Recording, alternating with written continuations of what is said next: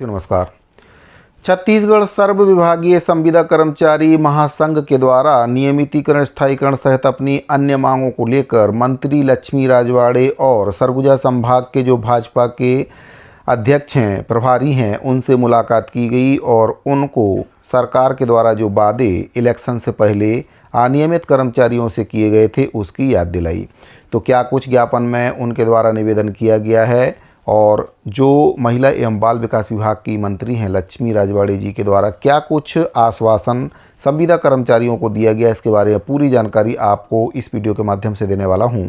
साथियों, जानकारी में आगे बढ़ने से पहले आपसे निवेदन है कि अगर पहली बार आप हमारे चैनल पर आए हैं तो चैनल को सब्सक्राइब जरूर करें।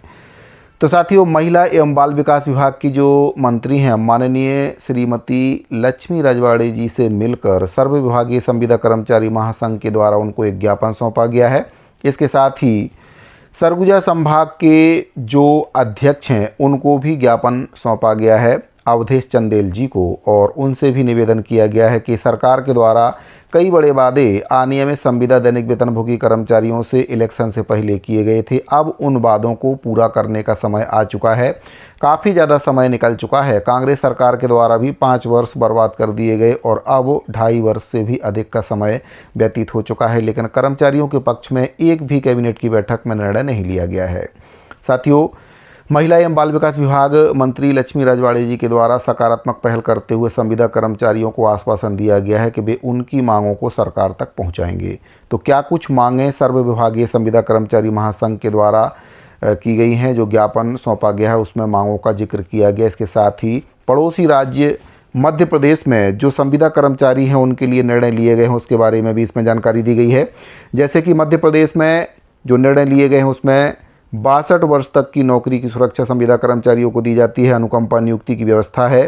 समान कार्य के लिए समान वेतन, नियमित पदों में 50% आरक्षण, नई पेंशन योजना का लाभ, समकक्षता का निर्धारण, चिकित्सा सहित कई अन्य लाभ उनको वहां पर दिए जाते हैं। इसके साथ ही और भी कई राज्य हैं, जैसे कि आपका राजस्थान राज्य है जहां पर संविदा कर्मचारियों के लिए contractual hiring civil post rule 2022 लागू करके चरणबद्ध नियमितीकरण और सेवा शर्तों में सुधार वहां पर किया गया है। इसके साथ ही उत्तराखंड का भी यहां पर बताया गया है। दीर्घकालीन संविदा कर्मचारियों के लिए नियमितीकरण की प्रक्रिया प्रारंभ की गई है और सेवा सुरक्षा को लेकर नीतिगत प्रावधान वहाँ पर किए गए हैं। हिमाचल प्रदेश के बारे में भी यहाँ पर बताया गया है, जहाँ पर आउटसोर्स एवं संविदा कर्मचारियों के लिए न्यूनतम वेतन में वृद्धि, सेवा निरंतरता और कुछ श्रेणियों में नियमितीकरण की दिशा में निर्णय लिए गए हैं। हरियाणा के बारे में बताया गया है, सक्षम युवा और अन्य योजनाओं के माध्यम से काम करने वाले संविदा कर्मचारियों के लिए वेतन संरचना और सेवा शर्तों में सुधार करते हुए स्थिरता प्रदान करने के लिए वहाँ पर प्रयास किए गए हैं। तो साथियों, ऐसे कई राज्य हैं जहां पर संविदा कर्मचारी हों, चाहे अनियमित कर्मचारी हों, दैनिक वेतनभोगी कर्मचारी हों, इनके लिए काफ़ी अच्छे निर्णय लिए गए हैं। इसका सबसे अच्छा उदाहरण अगर हम बात करें तो पंजाब है।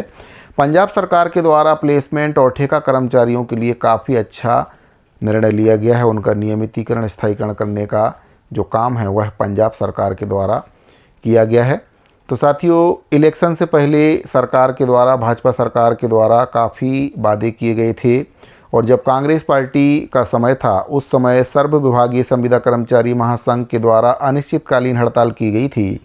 तब पूर्व मुख्यमंत्री डॉक्टर रमन सिंह जी, केदार कश्यप जी, वित्त मंत्री ओपी चौधरी जी, उप मुख्यमंत्री अरुण साव जी और उप मुख्यमंत्री विजय शर्मा जी के द्वारा सर्व विभागीय संविदा कर्मचारी महासंघ के मंच पर पहुंचकर उनका समर्थन किया था और उनको आश्वासन भी दिया था कि अगर हमारी सरकार आती है तो हम आपकी जो भी जायज़ मांगे हैं उसको पूरा करेंगे।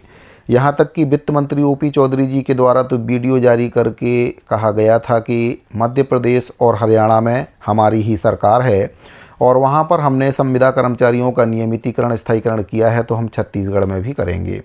तो साथियों, उस वीडियो को देखकर जितने भी प्रदेश के अनियमित संविदा दैनिक वेतनभोगी कर्मचारी हैं उन्होंने विश्वास किया और थोक में भाजपा सरकार को वोट दिए और आज छत्तीसगढ़ में भाजपा की सरकार बन चुकी है। साथियों, इलेक्शन से पहले जो कमेटी बनाने की बात कही गई थी सरकार के द्वारा, वह कमेटी तो बना दी गई है, लेकिन ऐसी कमेटियों की जो रिपोर्ट है कभी नहीं आती है।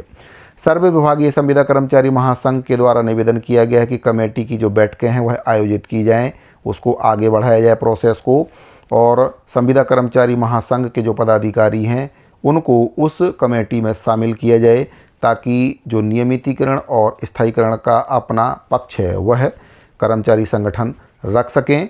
तो साथियों, जब बाकी राज्यों में नियमितीकरण स्थायीकरण हो सकता है तो फिर छत्तीसगढ़ में क्यों नहीं हो सकता है। छत्तीसगढ़ एकमात्र ऐसा राज्य नज़र आ रहा है जहां पर कर्मचारियों की एक भी मांग पूरी नहीं की जा रही है। ख़ास तौर पर संविदा कर्मचारियों को तो काफ़ी ज़्यादा समस्या हो रही है, क्योंकि कांग्रेस सरकार के द्वारा भी बुरी तरह से संविदा कर्मचारियों को ठगने का काम किया गया। स्पष्ट उनके घोषणा पत्र में ये लिखा गया था कि रिक्त पदों में संविदा दैनिक वेतनभोगी कर्मचारियों के नियमितीकरण की कार्रवाई की जाएगी, लेकिन उनके द्वारा 5 साल तक केवल जानकारी मांगने के नाम से कर्मचारियों को बेवकूफ़ बनाया गया। और जब इलेक्शन सर पर आया तो संविदा कर्मचारियों को 27% वेतन वृद्धि का झुंझुना पकड़ाकर वाहवाही लूटने का काम किया गया। इससे दुखी होकर सब संविदा कर्मचारियों के द्वारा, जितने भी विभाग के संविदा कर्मचारी हैं, उनके द्वारा भाजपा सरकार पर भरोसा किया गया।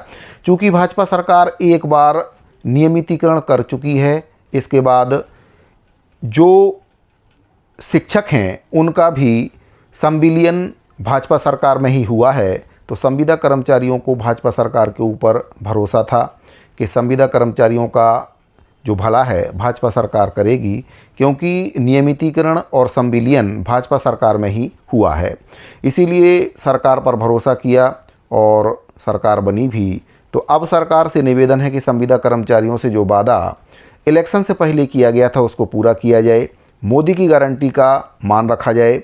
मोदी जी के द्वारा गारंटी दी गई थी, तो अब संविदा कर्मचारियों का नियमितीकरण किया जाए, समान काम के बदले में समान वेतन दिया जाए, अनुकंपा नियुक्ति का प्रावधान किया जाए और जो नई पेंशन योजना है उसका लाभ उनको दिया जाए। 62 वर्ष की जॉब सिक्योरिटी का लाभ संविदा कर्मचारियों को दिया जाए। साथियों, आपको बताना चाहूँगा कि संविदा कर्मचारी हर विभाग में मौजूद हैं और बहुत से संविदा कर्मचारी अब अपनी उम्र से अधिक हो चुके हैं, यानी कि जो नई भर्तियां निकलती हैं उसमें जो तय उम्र मांगी जाती है उससे ज़्यादा उम्र उनकी हो चुकी है। इसीलिए वे नई भर्तियों में आवेदन भी नहीं कर सकते हैं। ऐसे में अगर सरकार उनको नियमित करती है तभी वे नियमित हो सकते हैं, और अगर नई भर्तियां निकलती हैं तो उसमें वे आवेदन नहीं कर पाएंगे। इसीलिए अब सरकार को ही उनको नियमित करना होगा, क्योंकि ओवर एज वे हो चुके हैं। तो साथियों, महिला एवं बाल विकास विभाग की जो मंत्री हैं माननीय श्रीमती लक्ष्मी राजवाड़े जी को ज्ञापन सौंपा गया है और निवेदन किया गया है कि संविदा कर्मचारियों की मांगों को वे शासन के समक्ष रखें, और उनके द्वारा भी आश्वासन दिया गया है कि वे संविदा कर्मचारियों की मांगों को सरकार के समक्ष रखेंगी। तो अब देखने वाली बात यह है कि संविदा कर्मचारियों की मांगों को वे सरकार के समक्ष रखती हैं या फिर नहीं रखती, क्योंकि पूर्व में भी कई बार ज्ञापन दिया गया लेकिन ज्ञापन का कुछ भी असर नहीं हुआ। कैबिनेट की बैठकें आईं और गईं, लेकिन एक भी कैबिनेट की बैठक में संविदा कर्मचारी, अनियमित कर्मचारी और दैनिक वेतनभोगी कर्मचारियों के पक्ष में एक भी निर्णय नहीं लिया गया। यहाँ तक कि वेतन वृद्धि का निर्णय भी नहीं लिया गया। नियमितीकरण, स्थायीकरण तो बहुत दूर की बात है। संविदा कर्मचारियों का जो वेतन है पिछली बार कांग्रेस सरकार में बढ़ाया गया था, तब से लेकर अब तक उनका वेतन वृद्धि भी नहीं हुआ है। उस समय महंगाई कुछ और थी और अभी देखा जाए तो महंगाई अपने चरम पर है। ऐसे में अल्प वेतन में संविदा कर्मचारियों को घर परिवार चला पाना काफ़ी ज़्यादा मुश्किल हो रहा है। तो सर्व विभागीय संविदा कर्मचारी महासंघ के द्वारा निवेदन किया गया कि जल्द से जल्द उनकी मांगों पर सकारात्मक पहल सरकार करे। और सबसे पहले तो कर्मचारी सरकार से निवेदन ही करते हैं, आवेदन करते हैं, निवेदन करते हैं, पत्राचार करते हैं। जब सरकार कर्मचारियों की बात को नहीं सुनती है तब जाकर अंत में फिर कर्मचारी हड़ताल करने का निर्णय लेते हैं। और जब कर्मचारी हड़ताल शुरू कर देते हैं और पूरी व्यवस्था ठप हो जाती है तो सरकारें कहती हैं कि बातचीत से हल निकल सकता है। तो बातचीत पहले ही करना चाहिए। हड़ताल की नौबत आखिर क्यों आती है? कर्मचारी बातचीत करना चाहते हैं लेकिन सरकारें बातचीत नहीं करना चाहती हैं। जब सिर से ऊपर पानी निकल जाता है तो फिर हड़ताल कर्मचारी करने लगते हैं और फिर सरकार कहती है कि बातचीत से हल निकाला जा सकता है। तो बातचीत करिए और कर्मचारियों की समस्याओं का समाधान करिए। वेतन वृद्धि कीजिए, समान काम के बदले में समान वेतन दीजिए। नियमितीकरण, स्थायीकरण को जो वादा किया था दूसरे राज्यों की तर्ज पर छत्तीसगढ़ में भी लागू कीजिए। साथियों, अगर आप भी एक संविदा कर्मचारी हैं तो अपनी राय को कमेंट बॉक्स में ज़रूर दें, और अगर आपने अभी तक हमारे चैनल को सब्सक्राइब नहीं किया है तो चैनल को सब्सक्राइब जरूर कर लें। अपने साथियों को इस जानकारी को ज़्यादा से ज़्यादा शेयर करें। इस वीडियो फिलहाल इतना ही, मिलते हैं अगली वीडियो में। अभी के लिए दीजिए इजाज़त, धन्यवाद।